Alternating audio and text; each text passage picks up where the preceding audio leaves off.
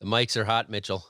They are super hot. Mine is nearly on fire this morning. Nearly on fire. Then you know it's going to be a good show, right? It's going to be good. It's going to be interesting. It's a nice Monday morning, and we're here with Fieldwork, so let's do it. We are here. Hey, everybody. As Mitchell said, this is the Fieldwork Podcast. We like to say that this is a podcast by farmers, for farmers. I am Zach Johnson. I farm in West Central Minnesota. My name is Mitchell Hora. I'm an Iowa farmer. And of course, we have to say thank you to the Walton Family Foundation for all of their support this season. Well, Zach, you and I work in different states, but we do have a couple things in common.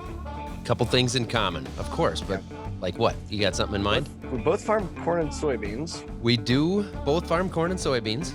Another thing that we've got in common, Zach, is we both spend a pretty fair amount of time on tractors. We do, which leads us to our episode today, which I am really excited about because we've actually got Joe Liefer with us, who is directly from John Deere themselves. Joe, just to break the ice here, I'm going to let you know that I generally farm with green tractors. Mitchell farms with tractors that match his shirt. Uh-oh. All right. We'll have to focus our conversation with Zach. We did just get a John Deere Gator the other day, so that's we exciting. actually It's have a start. A little bit of green. That's a start. So, Joe, you're an engineer with John Deere. You've been there for 17 years, and now you're working on the new 8R autonomous tractor. So that's going to be a lot of fun. We're going to dig into that. And a tractor that you can drive with your phone? Is that what we're talking here? Tell us about it. Absolutely. That is true. Yeah. So, hey, thanks for having me, right? It's pleasure to join you guys this morning. And I'm currently our senior product manager for autonomy at Deere. And so for the last several years, we've been focused on bringing a fully autonomous system to the field and ready to go to market. And so absolutely, right? We're taking our current 8R that could be parked in Zach's machine shed, along with a current tillage tool equipped with TrueSet. And really that it's almost autonomous ready from there. We add a few more pieces of tech to it, and it's ready to run in the field fully autonomous, and then all managed through John Deere Operations Center Mobile. So before we get too deep into the tractor first, let's lay some groundwork out here. And before we get to that, why don't you tell us a little bit about yourself, Joe, so that we've got your background. Yeah, no, we'll do. So I grew up in Southern Illinois, about 45 minutes south of St. Louis, Missouri, on what we'd call a hobby farm, and just always taking care of animals with my brother and my parents. And then I went to school and got a mechanical engineering undergrad degree and started working from Deere from there while I was still, interning in college. But then I've been with Deere for the last 17 years, been in a variety of assignments, whether it was working with hay and forage products, combines, or really the last kind of 8+ years are mostly around our planters and sprayers, and then the new technology coming with all of those products. And then most recently, I've been working with our Intelligent Solutions Group, along with Blue River Technology, who we acquired in 2017. And together between our tractor product line, ISG, Blue River, and tillage, we've been bringing this autonomy product to market. But also maybe then too, just a little bit more about myself. So wife and I are both dual Deere career folks. We've got 2 little girls, 2.5 and 6 months old. And then in 2018, we being around farm equipment and farming, right, for our career, we decided that we should also invest and get in the farming business. And so we've been acquiring a few fields and farming with a partner. So we get to go out and use the products, use the tech on our own ground, make mistakes on marketing decisions, and just keep learning with the best of them. And with all that, so you're saying you're planting with a autonomous 8R here in another couple weeks, or what's happening on your farm? No, I don't get to use the latest tech, right? So my wife and I have a couple hundred acres, and then we farm with a gentleman that farms just under 2,000. And so, we're using I'll call it a generation or older of technology, right? So we've got some 2630s and Starfire 3000s that we're using. So I do get to use the autonomous 8R, but it's running with cooperators, not on our own ground. Is the 8R can you drive it also plus run it autonomous? Like, can you do it either or is it only full autonomy? No, it's either or, right? I mean, the reason we started with the 8R, right, is one because it was nearly autonomous ready, and essentially, right, it's one of our flagship tractors at Deere. But we know tractors, right, are the Swiss Army knife on the farm. They're used for a number of different jobs. Our intention is that we can make more and more infield jobs fully autonomous. But in the short term here, right, you're going to use it in just like you do every day today, right? You're driving it manually, you're doing field work manually. But there might be a time where, like, hey, I want to hop out of the cab and I got to go do something else. And then that same tractor will be able to be run fully autonomous. So you mentioned that you previously worked with planters and sprayers. How long have you been working on the autonomy side of things? How long has this project been in the works? I've been on the autonomy side of things for a little over 2.5 years. We first put a team together in early 2019 and really got serious about it. John Deere tractors have been self-driving in the field for nearly, for over 20 years, I should say. And so we've always had the ability to control the tractor in the field as we've added things like auto track turn automation, and advanced features, and even like things with AutoPath that are just coming to market. But we never really had a way to perceive the environment around that tractor, right? It's what the human is doing. They're watching the job. They're watching where the tractor's navigating, and so by having the ability then with stereo cameras and computer vision, that really gave us the push to say we could get this product to market. And so in 2019, we started doing some technology and sensor selection, and we're out in fields learning and going forward from there. So, what is a stereo camera and what is computer vision? How does that work? Yeah, good questions.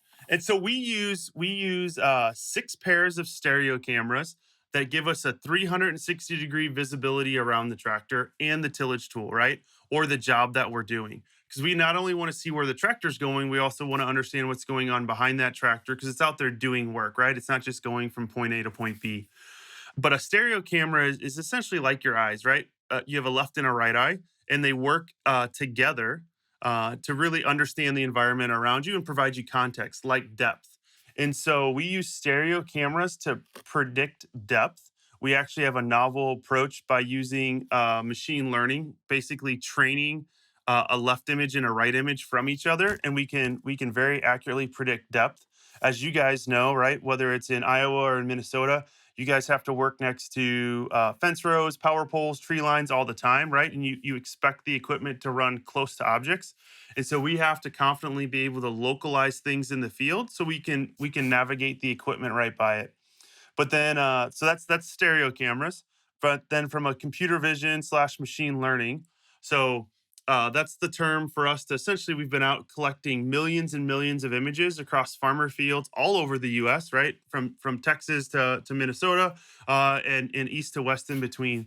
And so we've been labeling those fields to understand environment and context. And our approach to autonomy at Deere was we wanted to train the system to understand what is navigable terrain. Basically, what does a farm field look like? That means, different crop types. That means different soil types, right? Soil colors can be different north to south, east to west. Also, it learned, common things in a farm field. So we taught it basically what is the ground, what is tree lines, what is sky, and then anything from there it assumes is a large object, and that's how we can go into a field that we've never seen before, but yet confidently run autonomy as long as we have a field boundary to contain the equipment inside of. And so machine learning is our approach to help give that tractor eyes and contextualize the environment it's in. So at this point, can the tractor autonomously bring itself to the field? No, it cannot. So as you guys know, right? There's billions and billions of dollars being invested into on-highway autonomy. Deere is not looking to start or lead the way there, right? So we're focused on in-field autonomy. So that means, Mitchell, you're going to have to drive the tractor to the field. You'll do some quick setup, right? Of unfold the tool, maybe a little quick input on the command center. 60 seconds worth to get everything ready to go to run autonomy. You'll hit a soft key on the display, which puts it into autonomous mode. You'll step out, you'll pull out John Deere Operations Center Mobile and essentially click on that machine, and you'll see a new autonomy card going forward. And that is how you control it. From there, you can approve motion to start, and then have the confidence to walk away. And so one of the things too that we believe, right, that we have to provide with autonomy is a way for guys like yourselves to check on the equipment while it's running in the field. So if you go back to your machine shed, or this is fall tillage, right? You go jump in the combine, and you want to know how the tillage job is doing. You can pull up Operation Center Mobile at any time and click on a live video feed. You can see a video feed from any of our 6 stereo cameras around the tractor to understand, all right, how's the job doing? Is it meeting my expectations? And then also, we're going to give you the ability to make some remote adjustments. Now, we're starting super simple with the 2430 chisel plow, and we'll allow you to adjust speed and depth while the job is working. But we're going to qualify more jobs, more tools after that, and just think of it as a way to think forward here. We're doing tillage, so if a 2660 vertical tillage tool was next, you think about all of the in-cab true set adjustments that you have on that tool, you'll be able to make those adjustments on your cell phone going forward, so you can really control the job while you're doing something else. Well, for me, it won't necessarily have it being going out there and doing tillage, but maybe planting cover crop or something like that. And then I think I could like hang out there at the edge of the field and like have a tailgate or something like that, grill and just like watch it go back and forth. Like that's probably what I would do. But I don't know. I think that sounds kind of fun. Like tailgate and just watch your tractor go back and forth the whole time. You That let me sounds know pretty when great. you're going to do that. I'll set up my autonomous tractor. I'll drive down there, and then we can watch what my tractor's doing. We've done some demos over the past couple falls of doing almost exactly that. You just pop a tent up at the edge of the field, and you have the tractor working in the background, and it's a pretty powerful thing just to see that tractor working while you're doing something else. I figured Deere had already thought of the tailgate idea. It doesn't surprise me at all. That's perfect. Taking another step further, I guess. Okay, so Yeah. you put it into the field. You already have the boundary in there. Am I setting an A/B line, or do I just say, "Hey, do this field," and it figures out the best A/B lines and stuff like that for me? Yeah. So first and foremost, right, we want to make sure we've got a very accurate field boundary. And so we're going to require mobile RTK or better for that field boundary, because that's really how we keep the equipment safe and in the field. As well as then we're going to need to make sure for any interior passable boundaries, impassable boundaries, right? Power poles. Like we're going to ask farmers have boundaries around all of those objects that might be in that field, because it'll allow us to work closely, within 3 feet of those known objects in a field. And so that's really kind of a step one. Now, it's certainly easier to go out and record all those boundaries with that John Deere Gator you just got, but you could go drive boundaries with the tractor as well to get it set up.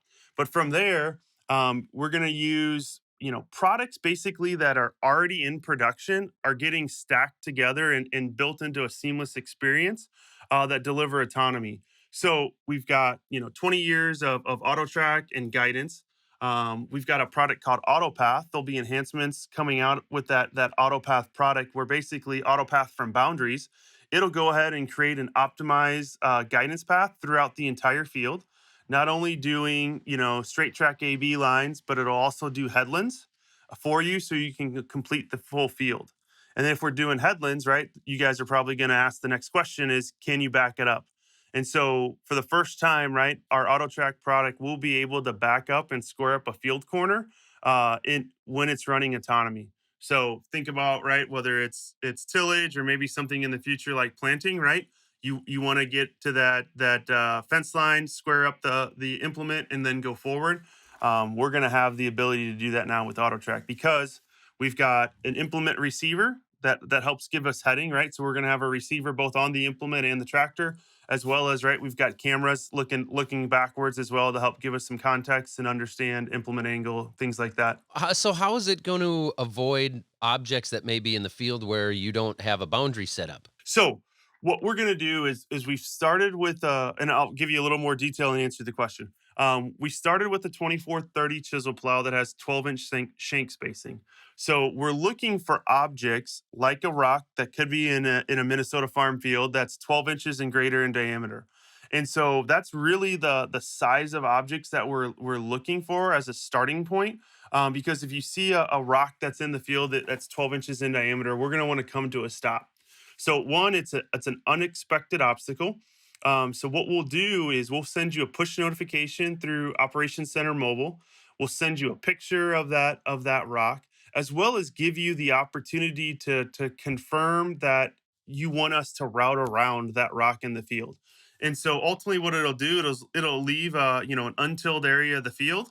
We're just gonna, right now we're on a 23-foot wide chisel plow. If there was a rock in the center of it, we'd essentially just leave a 23-foot wide strip by, maybe 150-foot long area untilled. We'll just drive around that rock, pick up the track on the other side, and keep working.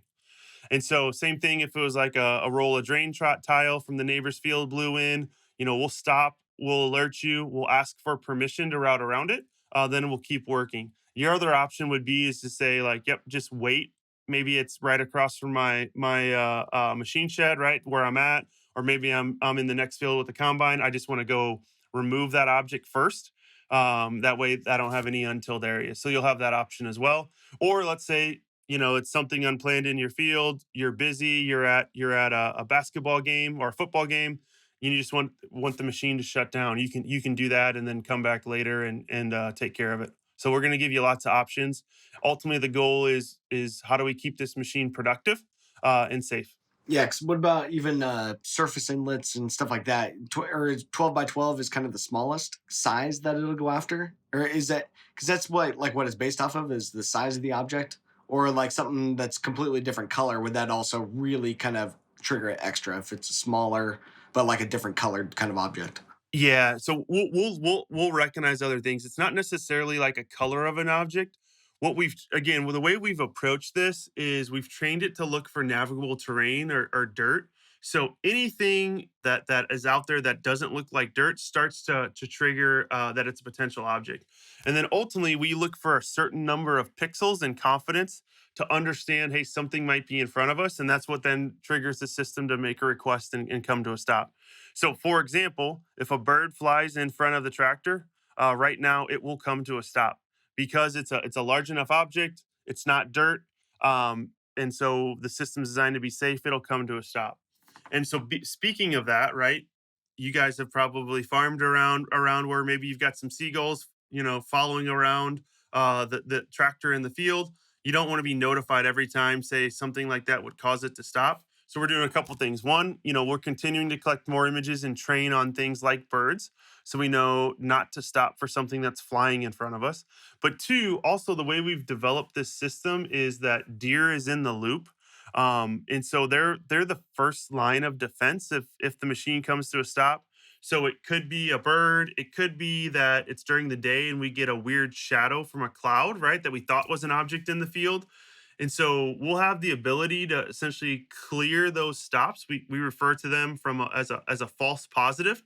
The tractor will continue to run in the field, and then you guys would never never be bothered by it. You can focus on the task that you're doing that's not in the tractor.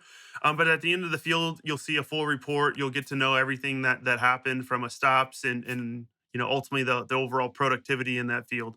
But what John Deere would never do is make an operational decision for you. So if there's anything, that's a true positive or a true obstacle out in that field, might be as simple as a plastic bag, right? We stop for plastic bags that from the grocery store or a cardboard box, right? We're going to send you that information and give you options then to manage it.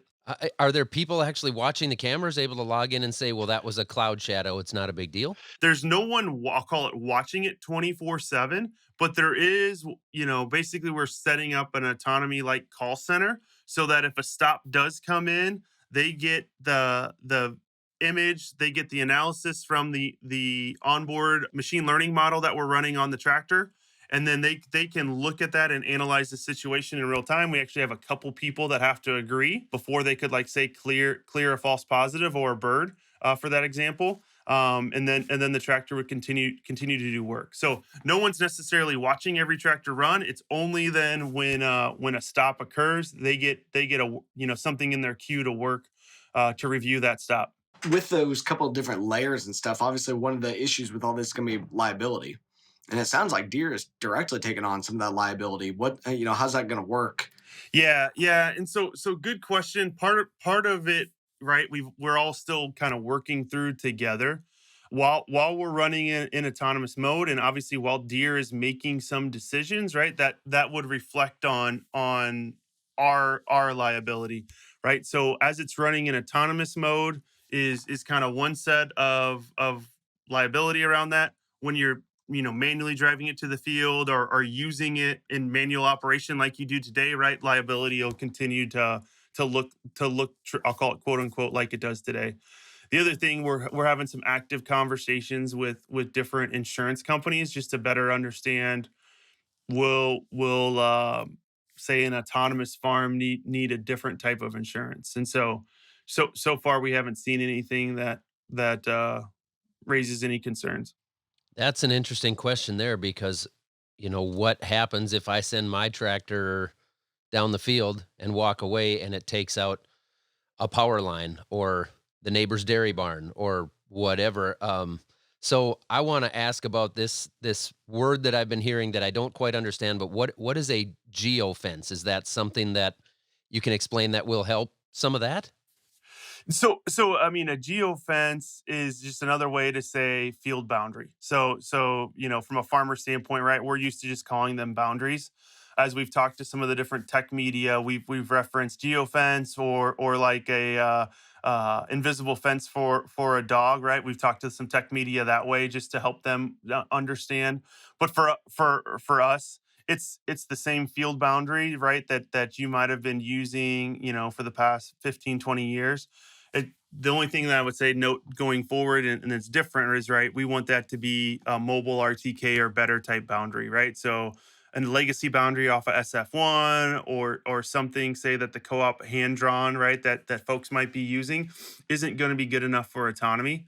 And so we're really concerned about, or we really want to ensure, right, you've driven the entire perimeter. You're not using kind of a snap to close on that last side of it, as well as then you'll see enhancements coming from Deere in the next couple months around the user experience for creating boundaries. We'll be recording in Operations Center how you recorded that boundary, right? What signal was used, as well as we'll be surfacing what we call GPS shading, or understanding the strength of your GPS signal as you're recording that outside boundary. And so the system, our autonomous 8R is really, right. The star of the show continues to be our guidance products. That's what keeps it in the field, keeps it running the tracks, doing the job that it's sending to do. Right, auto track turn automation to lift and turn at the end of the row.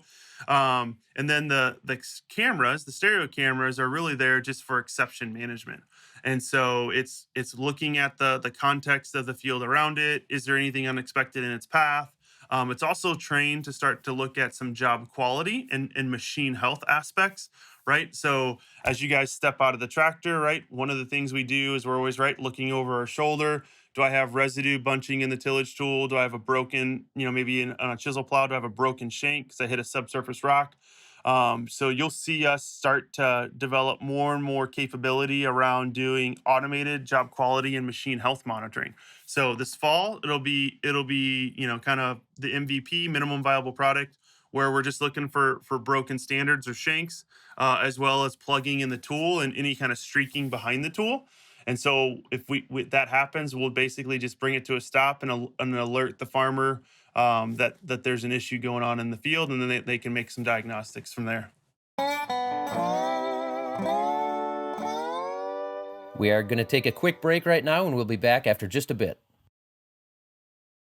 What is the timing of rolling these out at scale? What is that scale up going to look like, and how soon can we expect to maybe see one in our neighborhoods? We started in 2019, right? And we basically ran tens of acres. In 2020, we ran hundreds of acres. 2021, this past fall, we've ran thousands of acres. And we had 3 cooperators helping us develop the system, in addition to getting a bunch of other farmers around the equipment, giving us feedback and design direction. And so then this fall of 2022, we'll have a limited number of systems available for rent on farmers' fields. We actually pre-sold those units last fall, right? We did a demonstration actually at in Blue Earth, Minnesota, right from the farm video that you saw at our CES reveal of autonomy. But we'll have units in Minnesota, South Dakota for rent. We're actually renting an entire system, meaning an 8R tractor, a chisel plow, and all the autonomy components. And so we'll have a limited number this fall. But then from there, right, you can expect to see more autonomy configurations, more tractors, more tools, and ultimately our geographic footprints start to get larger almost every season. So while this fall we're going to have a number of customers paying to rent an autonomous 8R with 2430 chisel plow. We're already doing some spring tillage work with cooperators. That means different tools, different tractors, right? So the engineering team is working to qualify those next set of tractors and implements that to get them in farmers' hands in 23 in the spring and in the fall. But you'll see us continue to start with, I'll call it our large tractor portfolio, 8Rs, 9Rs. We'll start with fall tillage, spring tillage, and then we'll look to do, major jobs that the tractor does on the farm. So things like planting and grain cart, right, would definitely be in scope and what we're talking to growers about of, hey, what does an autonomous planter look like? What does an autonomous grain cart look like, right? We know there's some other products out there in the market already. What's the right set of needs to maybe fully automate that job and remove a human from the cab? Maybe you're not entirely allowed to answer this, but I'm going to ask it anyway. So, Ask personally, away. how long do you think it's going to be before I would be able to have this tractor on my farm and be able to say, take it to the field, unfold the planter, here's the job you're doing, and walk away from it? Yeah, so from a planter, we're probably a couple years out. Just obviously that's a super critical job, right? And we're gonna need some development time there. We're already collecting data on planting, and so the one thing I would note too is because this is designed to be a retrofit, right? Late model 8Rs, it'll be designed to retrofit late model 9Rs.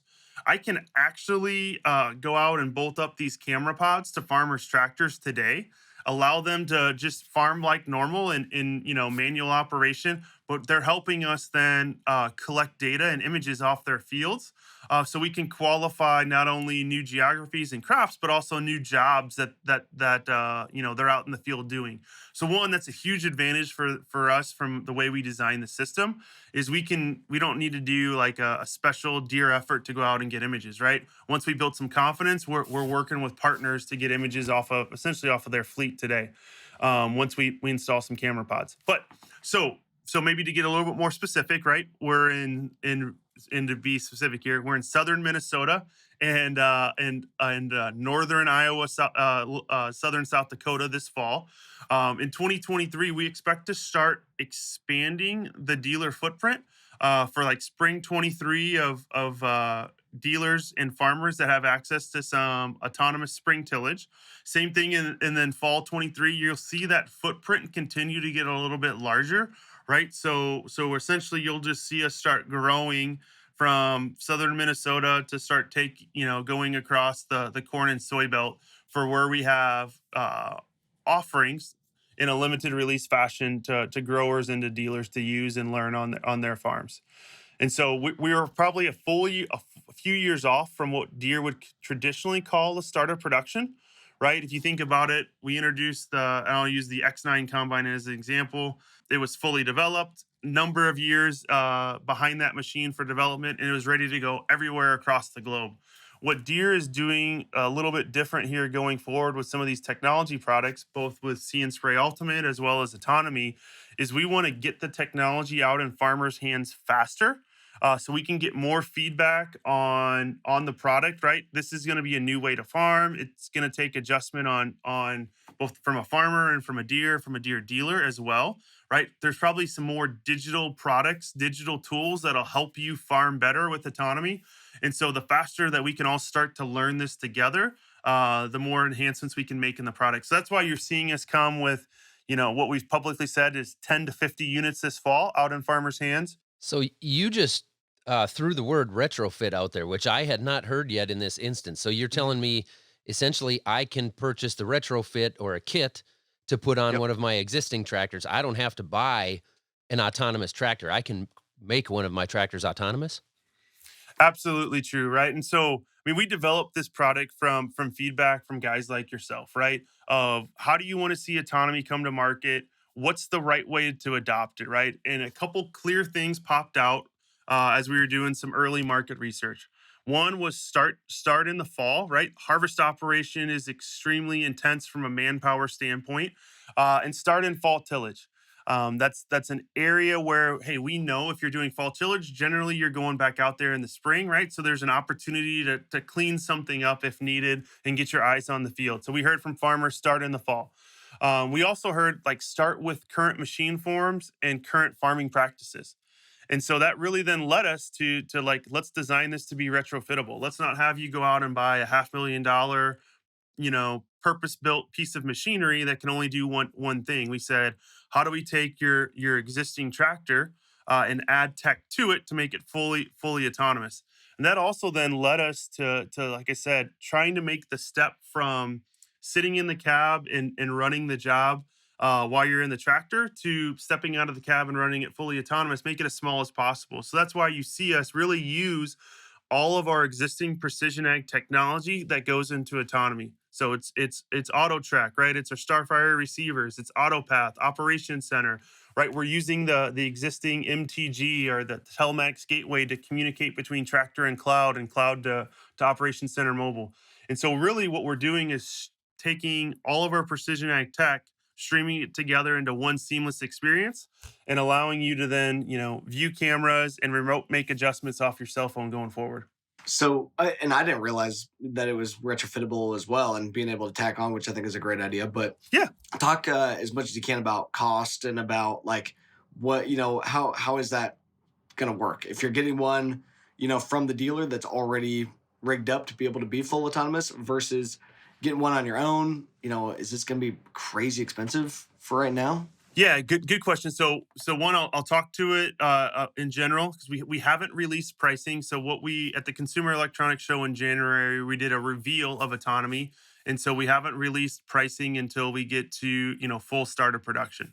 However, one of the things that if you've you track some of the tech that's used in autonomy today, right? You see different approaches for sensors, right? So whether it's mono cameras, a single camera, stereo cameras, lidar, radar.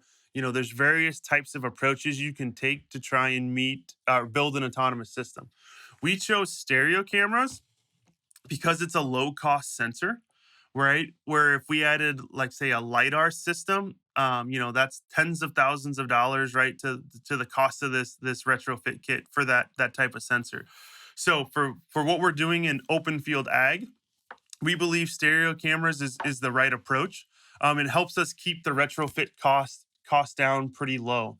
And so, like, let's talk about if you have an existing tractor in your machine shed, you got a late model 8R, you need to add some things to it like wiring harnesses. Actually, maybe too, if you think about some of the early days of GPS where we had auto track ready, right, or auto track retrofit kits where you had to add wiring harnesses and say like an ATU, right, or you had to add the steering valve or hydraulic steering valve. It's going to be that kind of same thing where you have to add some harnesses. In this case, you need to add redundant braking to your tractor. So it's electric over hydraulic redundant braking. So from a safety standpoint, if the tractor was to lose power, how do we use electric to bring it to a stop in the field? It's some parts that are already developed and designed in the Deere system today because we need it to meet homologation or regulations in Europe. So we were taking a bunch of parts off the shelf, right, and essentially adding it to this 8R to make it fully autonomous ready. So to give you a better idea, though, in 8 hours you could roll into your local John Deere dealer. 8 hours later, that tractor could roll out ready to go fully autonomous. So it is the longest takes the longest time is routing wiring harnesses and installing the redundant braking. The front and rear camera pods, it's like 6 bolts and 4 bolts. So it's a super quick install to install those camera pods and hook up the wiring harnesses, and you're ready to go. And so I didn't get and talk costs, right? We're thinking, these are in general terms, right? It's probably depending on what the business model looks like, right? It's tens of thousands, not hundreds of thousands of dollars, right? as we look at what does it take to retrofit the sensors, our hardware onto your tractor. And who do you think will be the farmers that will be your target market? Who's going to benefit from this? Who needs this technology? Yeah, I mean, that's where to me it gets super exciting, and we start to see requirements coming from a lot of different areas. Obviously, right? We've heard from some really large farmers that struggle with manpower, and they see autonomy as a way to supplement some of the challenge they have of getting labor onto into rural America and onto farm fields. And so that's one area. But as we've talked to more and more growers, right? Let's say I'll use the example, right, of not myself, but one of my coworkers, right, part-time farmer, full-time employee off the farm, invest in a lot of the latest tech, right? So think about having the ability to start a job, an autonomous job in the field, go do your day job, right, and then also come home, move that tractor to the next field, start it, spend time with the family, right? So as a part-time farmer, all of a sudden it starts to give you some time back and some flexibility in key seasons. Same thing with like if you're really trying to grow your operation and you're really trying to diversify your income, right? Say you're a seed salesman or you're doing some agronomy work on the side. Again, freeing yourself up to get out of the tractor cab and go focus on some different jobs that allow you to maybe make more money than you can sitting in the seat of the tractor. It really starts to then appeal to a lot of different types of operations, just depending on how you value your time and where you want to spend your time. And so if you're looking to get freed up from the cab to go do something else, right? That's where autonomy starts to really fit into a lot of different operations. So that makes it for my seat here, right? Of as we think about what is the value or pricing around autonomy, we've got a lot of different value drivers coming at us depending on the operation and what the motivation for that grower is. So along those same lines, as long as we're kind of on this topic now, Yeah. I've seen a lot of people commenting about how they're concerned that this may potentially hurt family farms in the long run. Yeah, well, maybe I'll give you my personal stance, right, and my personal thoughts here first, right? Is so I'll just use an example, right? We demoed this as a pre-sale in November to a number of growers, right? There was one farmer that we worked with, the John Deere dealer that we contacted, and he couldn't make it, but his son was really interested in it, right? His son actually, and I don't encourage this, he skipped some college classes. He came to our demo because he was so interested in the tech. He spent a number of hours after the event just observing the autonomous tractor run, asking because we had engineers there, developers there, asking a ton of questions. And then he went home and sold his dad that like, hey, we got to get in on this early on to learn about autonomy because this is how I see myself coming back to the farm and running the operation. So both personally and from some of the experiences I've seen, right? Autonomy, I think, will start to attract a different level or different group of folks to the farm field, right? It'll also maybe help attract some younger folks to get to stay with farming and get into farming. And so for me, I think it starts to open up some doors of how uh you can ultimately improve or change your quality of life and how you spend your time by using autonomy in your operation. So that therefore, from a family farm standpoint, right? You want to hit your son or daughter's sporting event while they're in high school. You want to attract them to stay to the farm and use different technology, right? And let them live a little bit different lifestyle where they're still connected to the land, but they've got a little bit more freedom and time. And so to me, I think this helps keep the options open to keep the family farm alive. Yeah, and it's surprising to me that it might be halfway as affordable and not. I thought it was going to be really, really crazy expensive. That like it would be just way out of the realm of the typical farmer being able to maybe even think about this. So definitely makes it a lot more potentially attainable than what I was originally thinking going into this. But one of my other questions, you were talking on like some of the data and training it and stuff like that. Data privacy is also a huge deal. How are you guys thinking about that? Not only within the farmer data itself, but hackers and like mega issues within somebody hacking into the system and really screwing things up. How are we thinking about that? Just like any data that farmers share with John Deere, right? They're in control of their data. They're in control of whether or not they want to share it with Deere to use for developmental purposes. So one, as we go out and we've done some data collection on farms, right, we're getting agreements with those local growers that we can use images off their farm for developmental purposes. As we go forward too, it'll be the same thing, right? As you think about adopting autonomy on your farm, right? The user agreement that comes along with that, right, obviously would have to allow us to be in the loop and reviewing images as part of that system. But then from a I'll call it a cybersecurity or hacker standpoint, John Deere employs a full time cybersecurity team.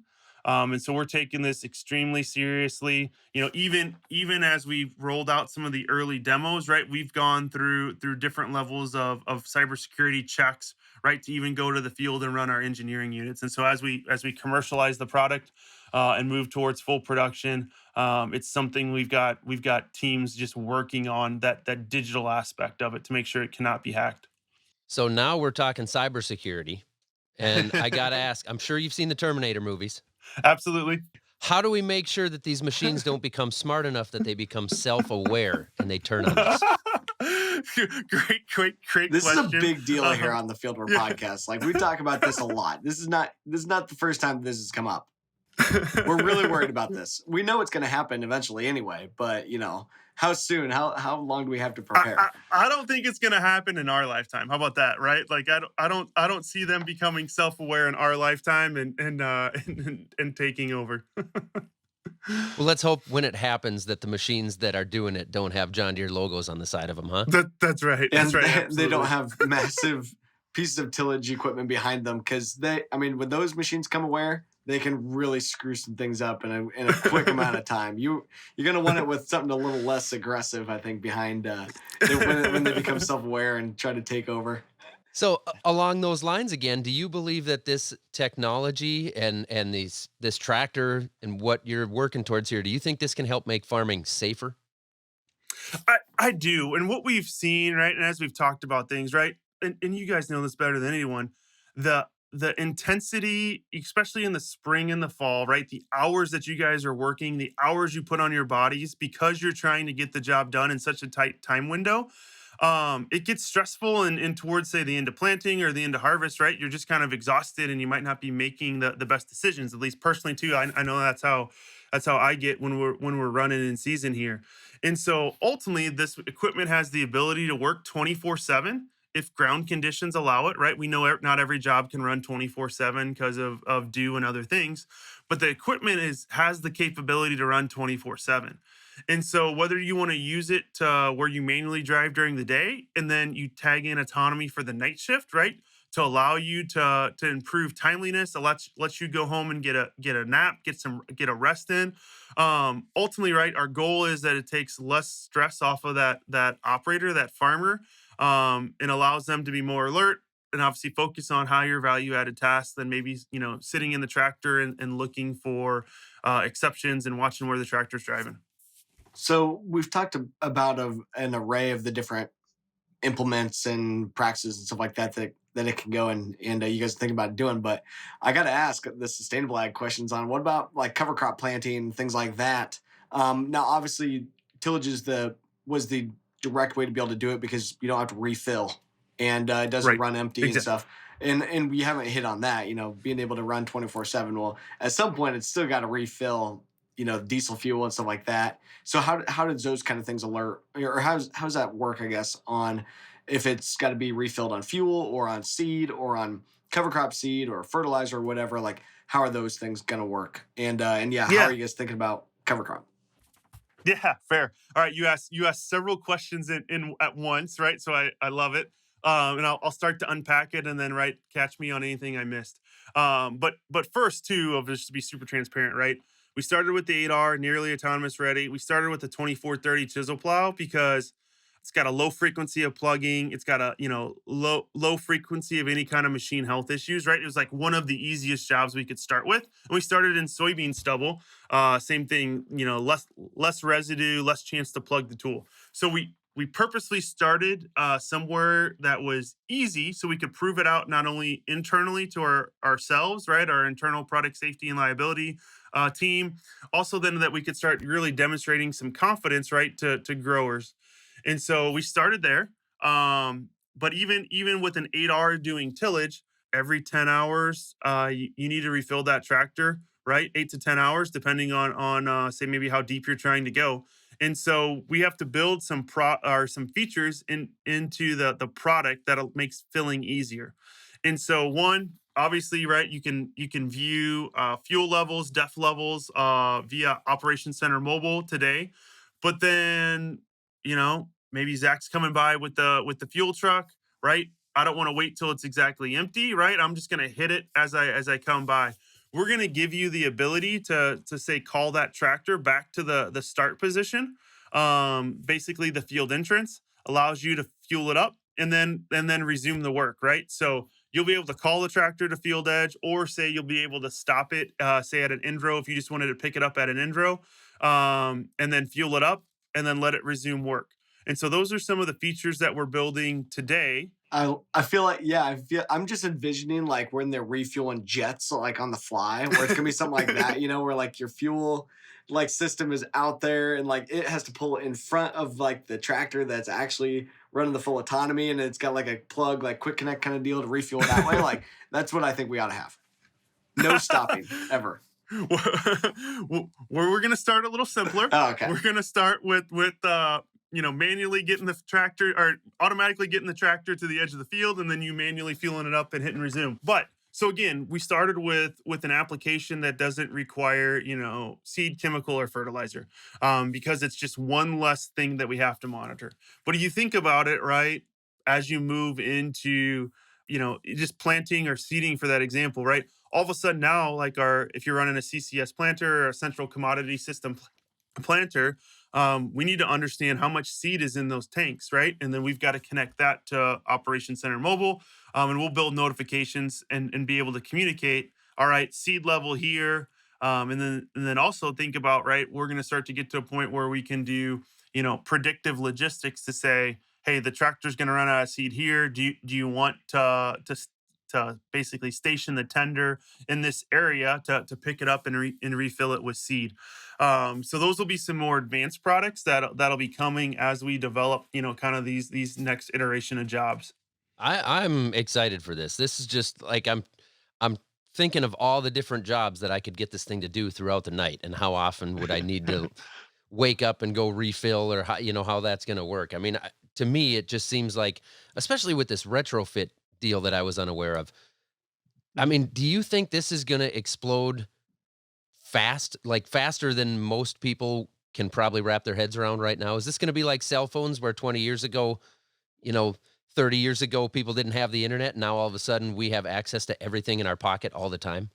Yeah, I mean, we honestly we're super excited about this technology, and we do think we will see a, like, say, a faster adoption curve than farmers adopted uh GPS guided steering, right? And so that's an analogy we think about, and we talk about, right, as we think about how fast will farmers adopt this. First and foremost, right, we got to make sure we build a safe product, and then we're demonstrating value to growers here as they get their hands on this in fall 22, and the same thing with 23 as we get more units out there. But we do believe that our approach to making it retrofittable, and allowing you to use, say, equipment that's already on your farm, will help accelerate adoption. And so that's also one of the reasons we took that approach. I would maybe just note too then that, as you think about from an implement standpoint, we are using, John Deere implements with TrueSet on them from a tillage standpoint. TrueSet today helps you, control relative depth of that tool, but it also is a electronic controller that sits on that implement and gives us feedback. And so that electronic controller lets us know, hey, how big is this implement, right? What's its physical dimensions? What's it's working with? So then the tractor and the tool together know exactly the size that they are, and for then doing path generation or auto path planning, right, we can just ensure that nothing got misentered on the command center. And so you'll see us also take that approach where we want to understand how and what's going on with that job behind us. Obviously we have John Deere planners. As we think about grain carts, right, we'll have to figure out how do we qualify. I'll call it third party implements. John Deere does not make a grain cart. And so you'll see us develop more capability to go broader, but we'll start with Deere implements here in the short term. So maybe Zach, before you go, right? Mitchell asked about cover crops, right?